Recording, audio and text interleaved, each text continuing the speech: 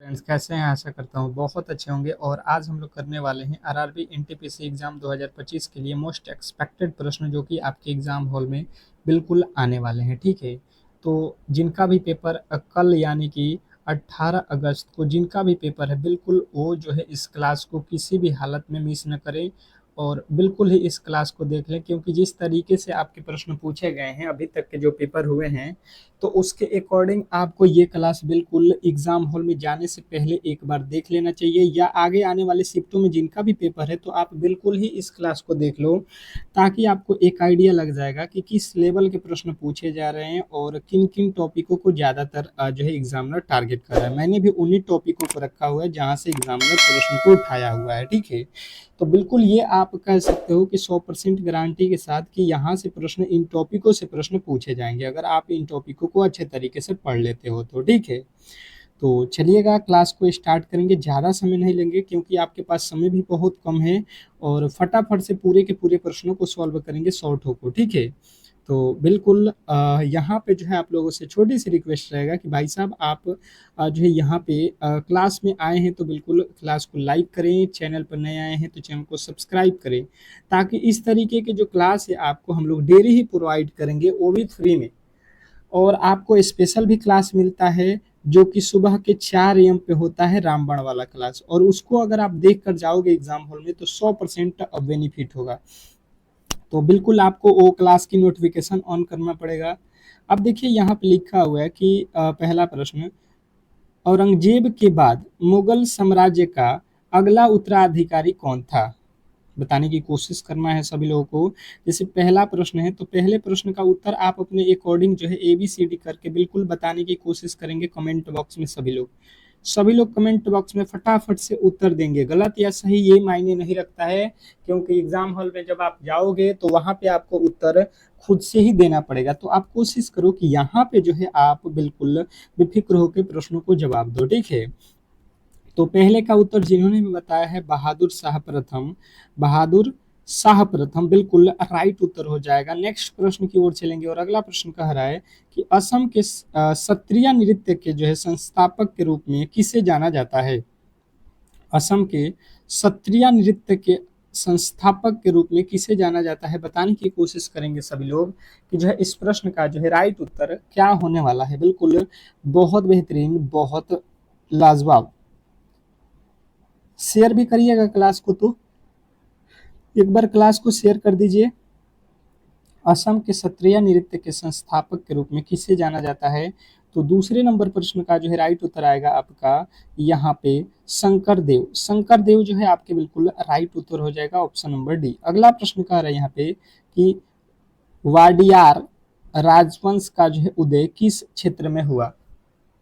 पूछा क्या गया है देखिएगा कि वाडियार वाडियार राजवंश का जो है उदय किस क्षेत्र में हुआ? तो आपके जो राइट उत्तर बनेगा यहाँ पे तीसरे नंबर प्रश्न का जो है मैसूर हो जाएगा, ऑप्शन नंबर डी। और यदि आपने डी को चुना है तो बिल्कुल राइट उत्तर है, इसमें किसी तरीके के डाउट नहीं होना चाहिए। नेक्स्ट प्रश्न की ओर चलेंगे और अगला प्रश्न कह रहा है कि 2011 की जनगणना के अनुसार भारत में महिला जो है साक्षरता दर कितनी है? 2011 के जनगणना के अनुसार आपसे पूछा गया है। ठीक है, आपको ये भी ध्यान देना है कि प्रश्न बोल क्या रहा है। बिल्कुल बहुत अच्छा, बहुत बेहतरीन। तो अब देखिएगा यहाँ पे आपका राइट उत्तर क्या होने वाला है। तो जिन्होंने भी बताया है 65.46%, 100% आपका सही उत्तर होगा। महिलाओं का साक्षरता दर है। ठीक है, आपको पुरुष को जो है यहाँ पे पुरुष का जो है साक्षरता आपको कमेंट बॉक्स में बताना है, जो भी मेरे दोस्त देख रहे हैं। नेक्स्ट प्रश्न देखेंगे कि राष्ट्रपति द्वारा कितने अनुमोदन पर लोकसभा को भंग किया जा सकता है? पूछा क्या गया है, पहले प्रश्न को देखिएगा कि राष्ट्रपति द्वारा किसके अनुमोदन पर लोकसभा को भंग किया जा सकता है? तो अगर आप लोग पांचवे का उत्तर बता रहे हैं प्रधानमंत्री, तो 100% सही उत्तर है, इसमें किसी तरीके के डाउट नहीं होना चाहिए।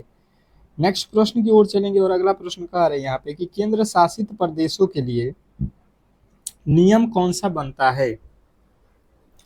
केंद्र शासित प्रदेशों के लिए नियम जो है आपको बताना है कि कौन सा नियम जो है वहां पे लगता है। जो केंद्र शासित प्रदेश हैं उसके नियम आपको बताना है। छठे नंबर प्रश्न का जो है राइट उत्तर बनेगा, यहाँ पे जो है राष्ट्रपति नियम लगता है। ऑप्शन नंबर सी जो है आपका 100% सही उत्तर है, इसमें किसी तरीके से डाउट नहीं होना चाहिए। नेक्स्ट प्रश्न की ओर चलेंगे और अगला प्रश्न आपके सामने है। भारत में दोहरे शासन की नीति किसने लागू की? सॉरी, बंगाल में दोहरे शासन की नीति किसने लागू की थी? ठीक है, बंगाल में पूछा गया है कि दोहरे शासन की नीति जो है किसने लागू की थी। तो आपके राइट उत्तर बनेगा यहाँ पे रॉबर्ट क्लाइव। रॉबर्ट क्लाइव जो है आपके 100% सही उत्तर हो जाएगा, इसमें किसी तरीके के डाउट नहीं होना चाहिए। नेक्स्ट प्रश्न की ओर चलेंगे और अगला प्रश्न कह रहा है कि सिमलीपाल संरक्षित जैवमंडल निम्न में से किस राज्य में स्थित है? सिमलीपाल संरक्षित जैवमंडल निम्नलिखित में से किस राज्य में स्थित है? तो आठवें का जो राइट उत्तर है आप कहोगे उड़ीसा में। ऑप्शन नंबर अगर सी को चुने हैं तो 100% सही उत्तर है, इसमें किसी तरीके के डाउट नहीं होना चाहिए। नेक्स्ट प्रश्न की ओर चलेंगे। अगला प्रश्न कह रहा है निम्नलिखित नदियों में से कौन सी एक प्रायद्वीपीय नदी है? निम्नलिखित नदियों में से कौन सी एक प्रायद्वीपीय नदी है? ये आप लोगों से प्रश्नों में पूछा गया है। अभी आपके आगे जो है यहाँ पे बिल्कुल रीजनिंग के भी प्रश्न आएंगे और मैथ के भी प्रश्न आएंगे, तो क्लास को आपको लास्ट तक देखना है। ठीक है, क्लासेस जो है बिल्कुल लास्ट तक देखोगे तो बिल्कुल आपको फायदा होगा, अन्यथा फिर से दिक्कत आपको होने वाला है। ठीक है, तो अगर 9वें का उत्तर बता रहे हैं ताप्ती, तो बिल्कुल 100% सही उत्तर है, इसमें किसी तरीके के डाउट नहीं होना चाहिए। नेक्स्ट प्रश्न की ओर चलेंगे और अगला प्रश्न आपके सामने है। व्यापगत का सिद्धांत किस गवर्नर जनरल द्वारा जो है लागू किया गया? व्यापगत का जो है सिद्धांत किस गवर्नर जनरल द्वारा लागू किया गया, बताने की कोशिश करेंगे सभी लोग। तो 10वें का जो है राइट उत्तर हो जाएगा लॉर्ड डलहौजी। लॉर्ड डलहौजी आपके बिल्कुल राइट उत्तर है, ऑप्शन नंबर बी। आशा करता हूं कि आपको ये प्रश्न बिल्कुल अच्छे तरीके से याद होता जा रहा होगा। ठीक है, प्रसिद्ध चेरा बंदरगाह मुजीरी निम्न में से किस राज्य में स्थित है? प्रसिद्ध चेरा बंदरगाह मुजीरी निम्न में से किस राज्य में स्थित है, बताने की कोशिश करेंगे सभी लोग। तो 11वें नंबर प्रश्न का राइट उत्तर हो जाएगा केरल। 11वें नंबर प्रश्न का राइट उत्तर क्या हो जाएगा? केरल। नेक्स्ट प्रश्न की ओर चलेंगे और अगला प्रश्न कह रहा है कि भारतीय संविधान में मौलिक अधिकारों का जो है प्रावधान को कहाँ से लिया गया? भारतीय संविधान में मौलिक अधिकारों का प्रावधान कहाँ से लिया गया, बताने की कोशिश सभी लोगों को करना है। 12वें नंबर प्रश्न पे हैं हम लोग और 12वें का राइट उत्तर सभी का आना चाहिए। यहाँ पे जो भी मेरे दोस्त बता रहे हैं संयुक्त राज्य अमेरिका के संविधान से, तो बिल्कुल 100% सही उत्तर है, इसमें किसी तरीके के डाउट नहीं होना चाहिए। यूरेशिया यूरेशिया के मध्य अंशासीय घास के मैदान क्या कहलाते हैं? यूरेशिया के मध्य अंशासीय घास के मैदान क्या कहलाते हैं? तो 13वें नंबर प्रश्न का जो है राइट उत्तर जिन्होंने बताया है स्टेपी, स्टेपी जो है बिल्कुल राइट उत्तर है। नेक्स्ट प्रश्न की ओर चलेंगे और अगला प्रश्न देखेंगे आपके सामने आ चुका है कि केंद्र शासित प्रदेश पांडिचेरी का नाम बदलकर पुडुचेरी किस वर्ष किया गया? पहले जो है केंद्र शासित प्रदेश पांडिचेरी था, उसका नाम अब बदलकर पुडुचेरी पुडुचेरी कर दिया गया है। तो ये कब किया गया है? तो आपको बताना है कि वर्ष 2006 में। नेक्स्ट प्रश्न की ओर चलेंगे और अगला प्रश्न कह रहा है कि एक वर्ष में बजट सत्र की अवधि कितनी होती है? एक वर्ष में बजट सत्र की अवधि कितनी होती है, बताने की कोशिश सभी लोग करेंगे। 15वें नंबर प्रश्न का जो है राइट उत्तर क्या होने वाला है? तो अगर आप बता रहे हो यहाँ पे फरवरी से मई, तो बिल्कुल राइट उत्तर हो जाएगा। ठीक है, नेक्स्ट प्रश्न की ओर चलेंगे और अगला प्रश्न कह रहा है, यहाँ पे समझने की कोशिश करेंगे। मोरक्को का यात्री यहाँ पे इब्न बतूता किसके जो है शासन काल में भारत आया? तो कहोगे मोहम्मद बिन तुगलक के शासन काल में आया था। नेक्स्ट प्रश्न कह रहा है किताब उल रेहला, किताब उल रेहला पुस्तक किसके द्वारा लिखी गई? बताएंगे। आपके राइट उत्तर 17 नंबर प्रश्न का जो है क्या होने वाला है, तो आपका राइट उत्तर हो जाएगा इम्बब इम्बतुता। नेक्स्ट प्रश्न कह रहा है यहाँ पे कि भूमध्य रेखा निम्नलिखित में से किस देश से होकर गुजरती है? ये आपको प्रश्न बिल्कुल अच्छे तरीके से याद होने चाहिए। प्रश्न कह रहा है कि भूमध्य रेखा निम्नलिखित में से किस देश से होकर गुजरती है? तो 18वें नंबर प्रश्न का जो है राइट उत्तर हो जाएगा, आप कहोगे मालदीव से। ठीक है, मालदीव से गुजरती है, ऑप्शन नंबर बी। निम्नलिखित में से कौन बंदरगाह कच्छ की खाड़ी के मुहाने पर स्थित है? निम्नलिखित में से कौन बंदरगाह जो है कच्छ की खाड़ी के मुहाने पर स्थित है? तो 19वें नंबर प्रश्न का जो है राइट उत्तर हो जाएगा कांडला। ठीक है, कांडला जो है आपके बिल्कुल राइट उत्तर हो जाएगा। नेक्स्ट प्रश्न, अगले प्रश्न की ओर चलेंगे और अगला प्रश्न कह रहा है अशोक की लिपि को पहली बार पढ़ने में कौन जो है असफल रहा? अशोक की लिपि को पहली बार जो है पढ़ने में कौन जो है असफल रहा? ये अगर प्रश्न आपसे पूछा जाता है तो आपके राइट उत्तर क्या होने वाला है बताने की कोशिश सभी लोग करेंगे। 20वें नंबर प्रश्न का जो है राइट उत्तर जिन्होंने भी बता दिया है जेम्स प्रिंसेप, बिल्कुल राइट उत्तर हो जाएगा। नेक्स्ट प्रश्न जो है आपके सामने है और बताने की कोशिश करेंगे। आपका अगला प्रश्न कह रहा है कि तृतीयक कोयले की जो है और किस नाम से जाना जाता है? तृतीयक कोयले की ओर किस नाम से जाना जाता है? तो आपको बताना है भूरा कोयला। नेक्स्ट प्रश्न की ओर चलेंगे और अगला प्रश्न कह रहा है कि स्वराज मेरा जन्मसिद्ध अधिकार है और मैं इसे लेकर रहूंगा, यह जो है प्रसिद्ध कथन किसकी है? वेरी वेरी इंपॉर्टेंट कर लीजिएगा इस प्रश्न को, क्योंकि ये प्रश्न आपका कहीं ना कहीं आपके एग्जाम हॉल में पूछेगा। तो बाल गंगाधर तिलक का है। नेक्स्ट प्रश्न कह रहा है कि भारत में सबसे बड़े जो है शिपयार्ड वाला जो है बंदरगाह कौन सा है? क्या पूछा गया है कि भारत में सबसे बड़ा जो है शिपयार्ड वाला जो है बंदरगाह कौन सा है? बताने की कोशिश सभी लोग करेंगे। 23वें नंबर प्रश्न का जो है राइट उत्तर हो जाएगा कोचीन। क्या हो जाएगा? कोचीन आपका बिल्कुल राइट उत्तर है। नेक्स्ट प्रश्न की ओर चलेंगे और अगला प्रश्न कह रहा है कि पक्तियों में वाष्प उत्सर्जन की प्रक्रिया मुख्यतः किसके द्वारा संपन्न होती है? पक्तियों में वाष्प उत्सर्जन की प्रक्रिया मुख्यतः जो है किसके द्वारा संपन्न होती है बताने की कोशिश करेंगे सभी लोग। सभी लोग बताएंगे। आपका राइट उत्तर हो जाएगा एस्टोमेटा। एस्टोमेटा आपके ऑप्शन नंबर ए जो है बिल्कुल राइट उत्तर हो जाएगा। नेक्स्ट प्रश्न कह रहा है कि यहाँ पे क्या कह रहा है कि जेंद अवेस्ता किस धर्म से संबंधित पवित्र ग्रंथ है? जेंद अवेस्ता किस धर्म से संबंधित पवित्र ग्रंथ है? तो 25वें का जो है राइट उत्तर हो जाएगा यहाँ पे पारसी। ठीक है, नेक्स्ट प्रश्न, अगले प्रश्न की ओर चलेंगे और अगला प्रश्न आपके सामने है। कह रहा है यहाँ पे कि महिलाओं को ओलंपिक खेलों में भागीदारी का जो है अधिकार किस वर्ष मिला? महिलाओं को ओलंपिक खेलों में भागीदारी का अधिकार कब मिला? तो आपके राइट उत्तर बनेगा 1900 ईस्वी में। ठीक है, ऑप्शन नंबर बी के साथ आपको जाना था। नेक्स्ट प्रश्न की ओर चलेंगे और अगला प्रश्न आपके सामने कह रहा है कि महिलाओं को ओलंपिक खेलों में, ये तो अभी हम लोगों ने कर लिया, दोबारा रिपीट हो गया। अगला प्रश्न कह रहा है कि संसद की कार्यवाही के दौरान कार्य स्थगत को किसके द्वारा जो है, किस शब्द के द्वारा जो है व्यक्त किया जाता है? तो आपके जो राइट उत्तर बनेगा यहाँ पे स्थगत जो है शब्द से द्वारा जो है इसको हम लोग संबोधित करते हैं। राष्ट्रीय विकास परिषद की जो है स्थापना किस वर्ष हुई?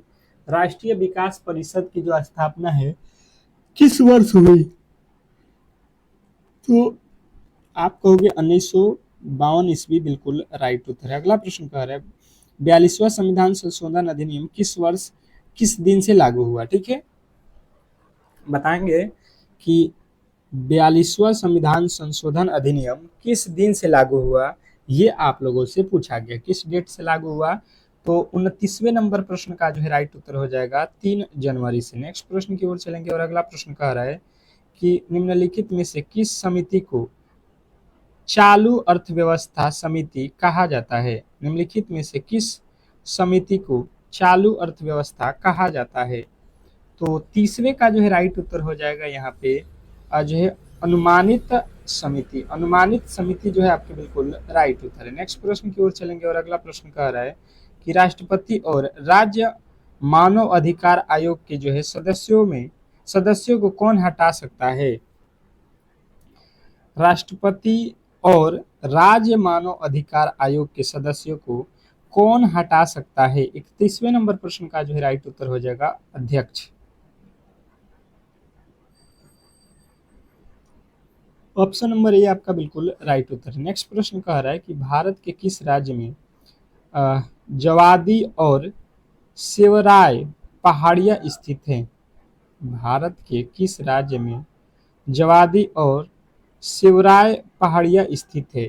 तो 32वें का जो राइट उत्तर हो जाएगा आपका तमिलनाडु में। नेक्स्ट प्रश्न की ओर चलेंगे और अगला प्रश्न कह रहा है कि पाल साम्राज्य का जो है संस्थापक कौन था?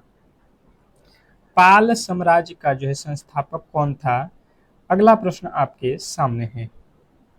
तो जिन्होंने ये बताया है गोपाल बिल्कुल राइट उत्तर है। नेक्स्ट प्रश्न कह रहा है कि मिलिंद पन्हो पाठ किससे संबंधित है?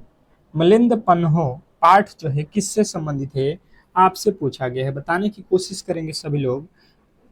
34वें नंबर प्रश्न का जो है राइट उत्तर हो जाएगा बौद्ध धर्म से। नेक्स्ट प्रश्न की ओर चलेंगे और अगला प्रश्न आपके सामने है हैंडबॉल खेल के खेल क्षेत्र को क्या कहा जाता है?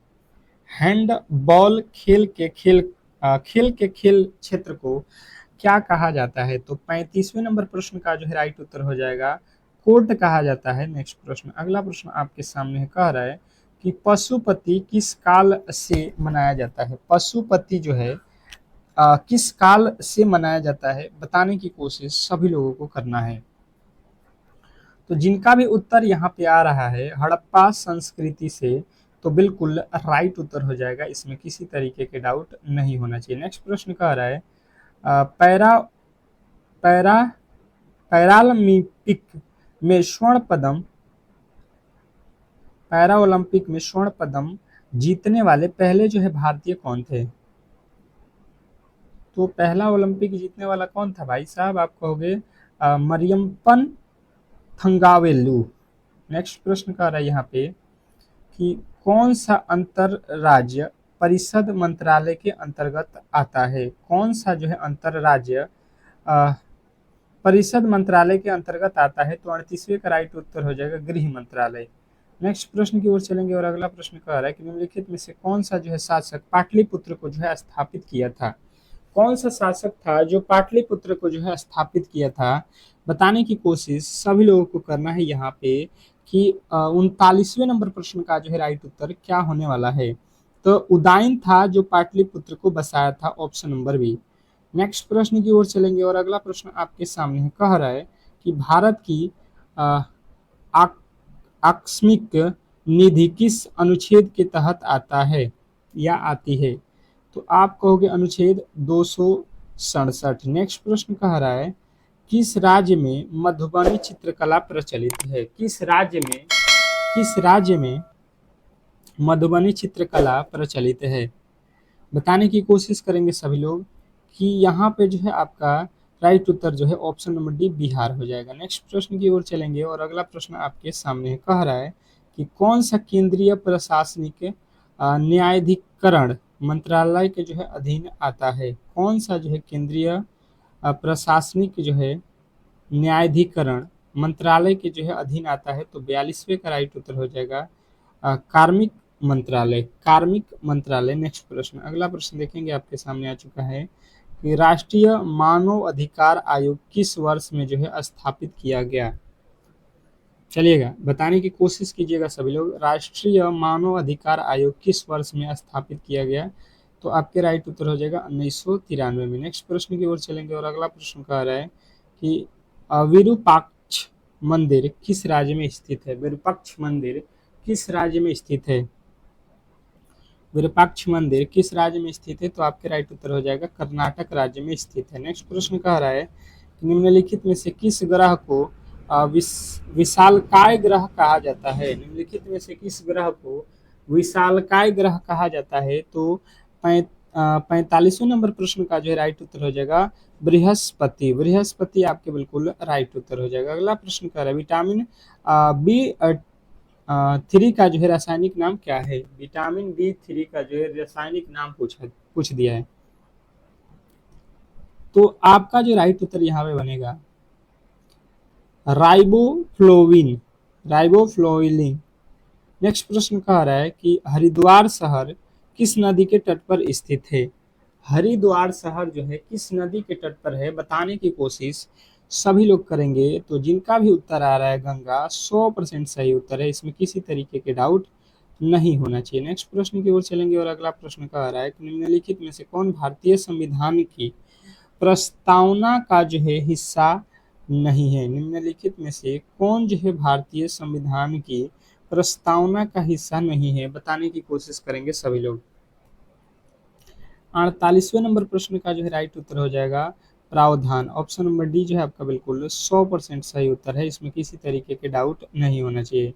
बौद्ध धर्म में लोटस और बुल का प्रतीक क्या दर्शाता है? बौद्ध धर्म में लोटस और बुल का जो है यहाँ पे प्रतीक क्या दर्शाता है बताने की कोशिश सभी लोग करेंगे। तो आपका राइट उत्तर बनेगा जन्म। नेक्स्ट प्रश्न की ओर चलेंगे और अगला प्रश्न कह रहा है कि संविधान सभा के वित्त और कर्मचारी समिति के अध्यक्ष कौन थे? संविधान सभा के वित्त और कर्मचारी समिति के अध्यक्ष अगर आपसे पूछा जाए तो आपको बताना है राजेंद्र प्रसाद। कौन है? राजेंद्र प्रसाद यदि आपने बताया है तो 100% सही उत्तर है, इसमें किसी तरीके के डाउट नहीं होना चाहिए। अब चलिएगा अगले प्रश्न की ओर और अगला प्रश्न आपके सामने है और देखिएगा अब रीजनिंग के प्रश्न यहाँ से स्टार्ट हो चुका है, ठीक है। जैसे कि हम लोगों ने यहाँ पे पहले ही बताया था कि भाई साहब आपको पहले जीके के 50 प्रश्न मैं कराऊंगा और 50 आपके कंप्लीट हो चुके हैं, ठीक है। अब रीजनिंग के प्रश्न आएंगे और मैथ के आएंगे, तो फटाफट से आपको इन प्रश्नों को सॉल्व करना है और हर एक प्रश्न के लिए आपको मिलेंगे 10 सेकंड का समय, ठीक है। चलिएगा पहला प्रश्न आपके सामने कह रहा है कि नीचे दिए गए विकल्पों में से संबंधित संख्या को चुनना है। नीचे जो दिया गया विकल्प है इसमें जो है संबंधित शब्द को चुनना है। जैसे मैंने देखा तो यहाँ पे लिखा है 25 और यहाँ पे लिखा है 700 यहाँ पे लिखा है 50। उसी प्रकार से यहाँ पे 30 से जो है क्या संबंध होगा ये आपको बताना है। अब इस प्रश्न को बनाने की कोशिश करेंगे, 10 सेकंड का समय रहेगा प्रश्न के लिए, क्योंकि रीजनिंग का प्रश्न है, आप अपना दिमाग बिल्कुल दौड़ाने की कोशिश करोगे। तो जैसे मैंने देखा तो यहाँ पे जो है 25 से 775 कब हो जाएगा? जब हम इसमें 25 में 30 से गुणा कर देते हैं। 25 या 75 यानी कि 750 हो गया। अब इसके आगे अगर हम चलते हैं और यहाँ पे भी 30 से गुणा कर लेते हैं, अगर हम 30 से गुणा करते हैं तो 3 3 9 कितना हो गया? 900। और 900 तो हमारे ऑप्शन में नहीं दिया गया है, तो यहाँ पे ये लॉजिक बिल्कुल ही यहाँ पे गलत हो रहा है, ठीक है। अब यहाँ पे और क्या हो सकता है ये समझिएगा। जैसे यहाँ पे लिखा है 25, तो 25 से 30 क्यों लिखा गया है? इसमें 5 जोड़ दिया है। तो यहाँ पे लिखा है 30, तो 30 के बाद अगर हम 5 जोड़ देते हैं तो 30 से 5 जोड़ते हैं तो 35 हो जाएगा। 35 से अगर हम गुणा करते हैं तो अब देखिए यहाँ पे कितना आ रहा है। 35 से आप गुणा कर लो, कितना आ जाएगा? ये तो हो जाएगा 0 और 3 5 15 के 5, 3 3 9 1 10, यानी कि 1050 यदि आपने बताया है तो 100% सही उत्तर है। बिल्कुल आप यहाँ पे इस लॉजिक को बिल्कुल अच्छे तरीके से समझने की कोशिश करेंगे, क्योंकि इस तरीके के ही प्रश्न आपके एग्जाम हॉल में पूछे जा रहे हैं। बिल्कुल सिंपल सा प्रश्न था, परंतु आपको ये लॉजिक मालूम होना चाहिए था। कारण नीचे दी गई श्रृंखला श्रेणी में प्रश्नवाचक चिन्ह के जो है स्थान पर कौन सी संख्या आएगी? निम्नलिखित श्रृंखला श्रेणी में प्रश्नवाचक चिन्ह के स्थान पे कौन सी संख्या आने वाली है? स्टार लगा लीजिएगा इस प्रश्न के लिए, ठीक है। बहुत बेहतरीन, बहुत लाजवाब ये प्रश्न आपके एग्जाम के लिए होने वाले हैं। तो चलिएगा बताने की कोशिश कीजिएगा, सभी के उत्तर आने चाहिए जो भी मेरे दोस्त देख रहे हैं। बिल्कुल बहुत अच्छा, बहुत बेहतरीन आपका यहाँ पे आने वाला है रिजल्ट, अगर आप थोड़ी सी मेहनत कर लेते हो तो। और सुबह में जो क्लास है मेरे दोस्त वो भूलकर भी मिस मत करना। 4 AM पे आपका जो क्लास बनेगा कल वाला, 4 AM वाला, तो बिल्कुल देखकर ही जाना एग्जाम हॉल में, किसी तरीके का आपको दिक्कत नहीं होगा अगर उस क्लास को देख लेते हो। इसके आगे मुझे बताने की आवश्यकता नहीं है, आप जब जाओगे तो उसके जो है लक्षण दिखेंगे एग्जाम हॉल में, ठीक है। अब देखो 15 से 17 कर दिया, यानी कि यहाँ पे 2 जोड़ा होगा, यहाँ पे तो आइडिया नहीं है, यहाँ पे आइडिया नहीं है।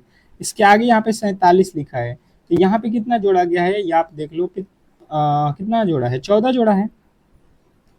और यहाँ पे कितना जोड़ दिया है आप यहाँ पे माइनस कर लो, 3 15 3 कितना हो गया 18। यहाँ पे 18 प्लस किया, यहाँ पे 14, यहाँ पे 2। मैंने देखा तो यहाँ पे कितना प्लस किया है 4। अगर यहाँ से 4 अगर हम और यहाँ पे ऐड करेंगे तो 16 में से 4 14 में से 4 जाएगा 10। इसके आगे अगर हम 4 जो है ऐड करेंगे तो यहाँ पे हो जाएगा 6।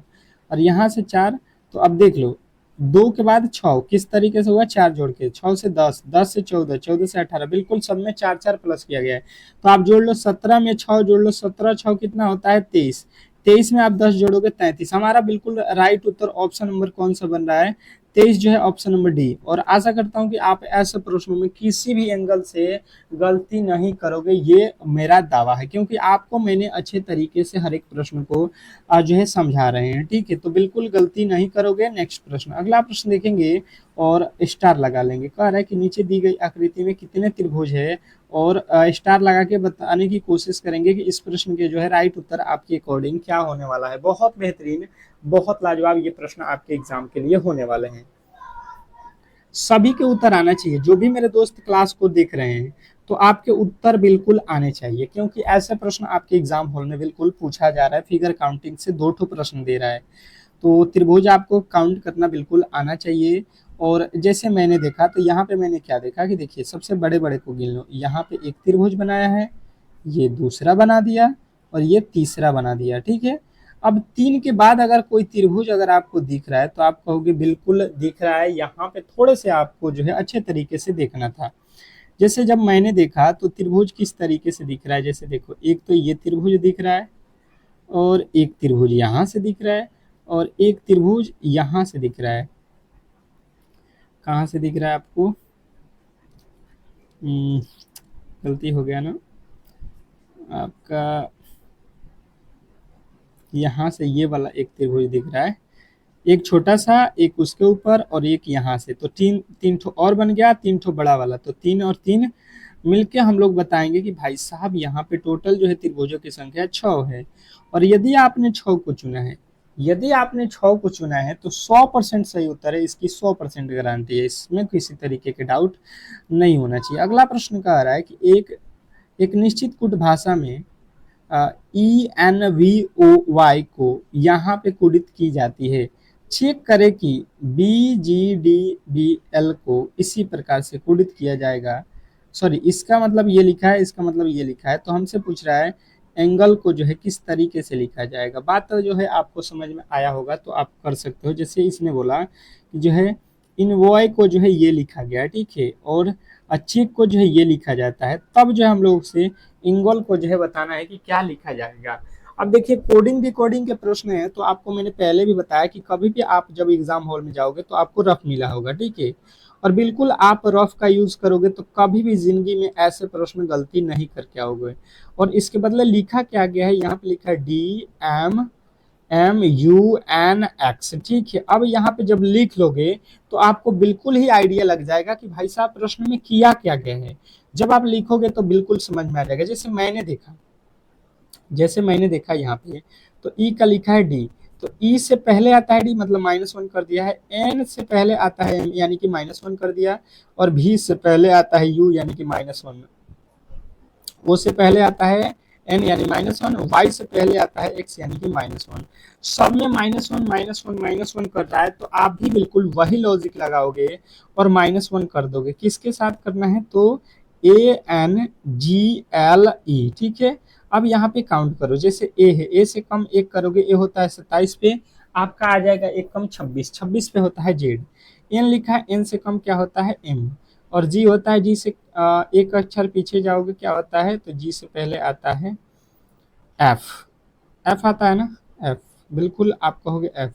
एल से पहले क्या होता है के, और ई से पहले क्या होता है डी। अब ये आपको मिलाना है, ये आपको मिलाना है कि कहाँ पे दिया गया है, Z M, ZMFKN। Option number D जो है आपके 100% सही उत्तर है, इसमें किसी तरीके के डाउट नहीं होना चाहिए। ठीक है, नेक्स्ट प्रश्न की ओर चलेंगे और अगला प्रश्न आपके सामने है। कह रहा है कि निम्नलिखित प्रश्न में कुछ जो है शब्द नीचे दिए गए हैं जो कि व्यवस्थित क्रम में हैं, उनके जो है क्रम को व्यवस्थित करने हेतु दिए गए विकल्पों में से उस विकल्प का चयन करें जो कि तर्क संगत है। क्या बताना है आपको? कह रहे हैं आप एक निम्नलिखित प्रश्नों में कुछ ऐसे शब्द दिए गए हैं जो अर्थ अर्थ व्यवस्थित क्रम में है, जिनके क्रम को जो है व्यवस्थित करने के लिए दिए गए शब्दों का जो है शाब्दिक अर्थ आपको बताना है। पृथ्वी लिखा है, बृहस्पति लिखा है, शुक्र लिखा है, मंगल लिखा है और बुध लिखा है। तो जब इसका सही क्रम अगर हम चुनने जाएंगे तो सही क्रम क्या होगा? तो देखो आपको हिंट भी मिल जाएगा, यहाँ पे लिखा है सब में 5 सब में 3। ठीक है, पहला अक्षर सब में 5, दूसरा अक्षर सब में 3, तो यानी कि सबसे पहले तो बुध आता है। ठीक है, और इसके अकॉर्डिंग बुध के बाद से शुक्र आएगा। ठीक है, बुध और शुक्र ये तो दो ठो आ रहा है। अब जब बुध और शुक्र आ गया तो इसके बाद आपका क्या आएगा? तो आता है पृथ्वी, मतलब एक आएगा। पृथ्वी के बाद क्या आता है? मंगल। पृथ्वी से के बाद मंगल आता है, मंगल के बाद बृहस्पति। मतलब यहाँ पे ये क्रम बोला गया है कि सबसे छोटे जो है छोटे से जो है बड़े की तरफ जा रहे हैं बढ़ते क्रम में। तो ऑप्शन नंबर जो है आपका ये कहाँ पे है? सी में है। तो सी जो है इस प्रश्न का 100% सही उत्तर है, इसमें किसी तरीके के डाउट नहीं होना चाहिए। तो चलिएगा, यहाँ पे आज के क्लास में जो भी प्रश्न थे उसको हम लोगों ने कवर कर लिया है। अब जो है सुबह मिलते हैं 4 AM पे। बिल्कुल क्लास को किसी भी हालत में मिस मत कीजिएगा। जिस दिन भी आपका एग्जाम होगा सुबह में रामबाण प्रश्न हम आपको देंगे। तो उस क्लास के लिए आप बिल्कुल चैनल को सब्सक्राइब करके बेल आइकन दबा दीजिएगा, ताकि जो है वो क्लास की नोटिफिकेशन आप तक पहुंच जाए। नहीं तो मिस हो जाएगा तो फिर आप समझिएगा आपका काम समझेगा।